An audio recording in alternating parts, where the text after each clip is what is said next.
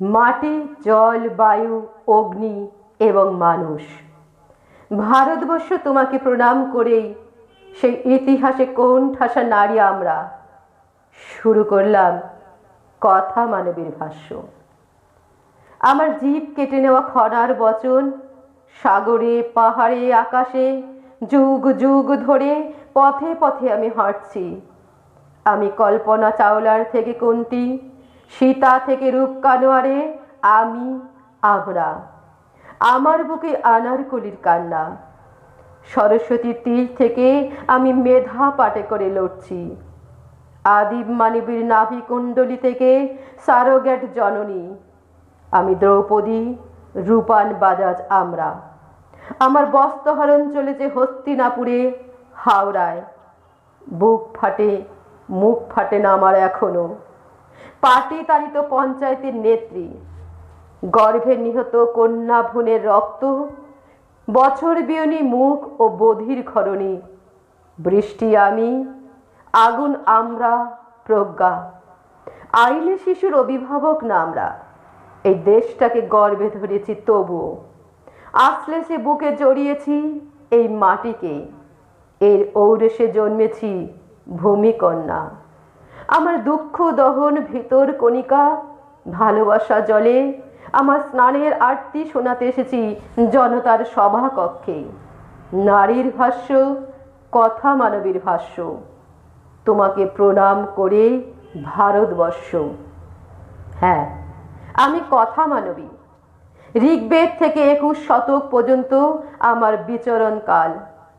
ইতিহাসের ছাই এবং ভস্মের মধ্যে নারী নামক যে আগুন চাপা পড়ে আছে, আমি তারই ভাষ্যকার। আমি আগুনের আত্মকথন। আমি কান্না পড়ি, আমি আগুন লিখি, নিগ্রহ দেখি, অঙ্গার খাই, লাঞ্ছিত হই, আগুন লিখি।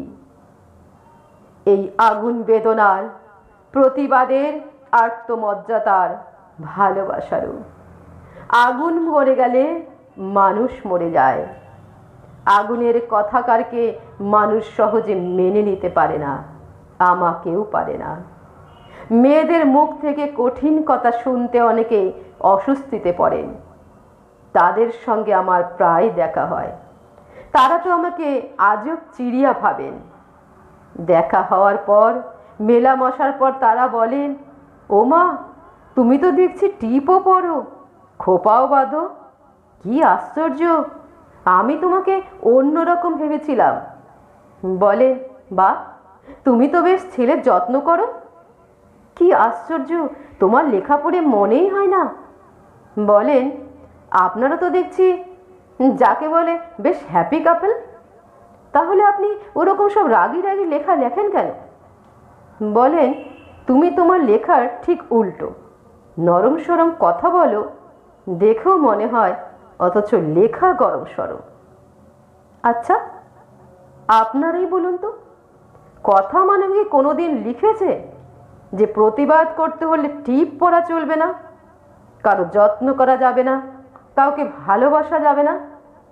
আমি তো বলি, ভালোবাসলেও যুদ্ধ করুন। দেখতে নরম সরম হলেও লেখাটা যেন গরম হয়, না হলে তো সমানে সমানে টিকে থাকা যাবে না।